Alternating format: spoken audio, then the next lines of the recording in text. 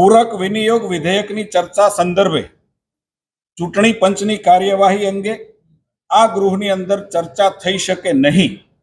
કારણ કે બંધારણીય જોગવાઈ મુજબ કેન્દ્રીય ચૂંટણી પંચ કે રાજ્યનું ચૂંટણી પંચ એ આ દેશની બંધારણીય રીતે સ્વાયત્ત સંસ્થાઓ છે. મતદાર યાદીથી લઈ ચૂંટણીની પ્રક્રિયા અને પરિણામ સુધીની તમામ કાર્યવાહી એ ચૂંટણી પંચ દ્વારા કરવામાં આવે છે, જે સરકારના કાર્યક્ષેત્રમાં આવતું નથી, બંધારણીય રીતે ચૂંટણી પંચના કાર્યક્ષેત્રમાં આવે છે. જ્યાં સુધી મતદાર યાદી સુધારણા અંતર્ગત ઊભા થયેલા કેટલાક પ્રશ્નોના સંદર્ભે માનનીય નાણામંત્રીશ્રીએ ખૂબ સ્પષ્ટતા કરી છે. Form number 6, form number 7, form number 8 અને ફોર્મ નંબર 9ની ભૂમિકા વિશે પણ એમણે પ્રકાશ પાડ્યો છે. જ્યાં સુધી ફોર્મ નંબર 7 માટે જે સવાલો ઉપસ્થિત કરવામાં આવ્યા છે ત્યાં સુધી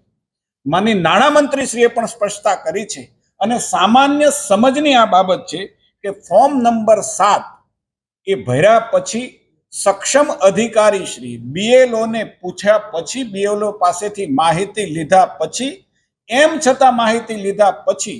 આવેદક અને જેમના સામે આવેદન છે એ બંનેને યોગ્ય સાંભળવાની તક આપ્યા પછી આ પ્રક્રિયાની અંદર પોતાનો નિર્ણય જાહેર કરે છે. જ્યાં સુધી સવાલ ફાઇનલ મતદાર યાદીનો છે ત્યાં સુધી હવે ફાઇનલ મતદાર યાદી ચૂંટણી પંચ દ્વારા બહાર પડી પણ ગઈ છે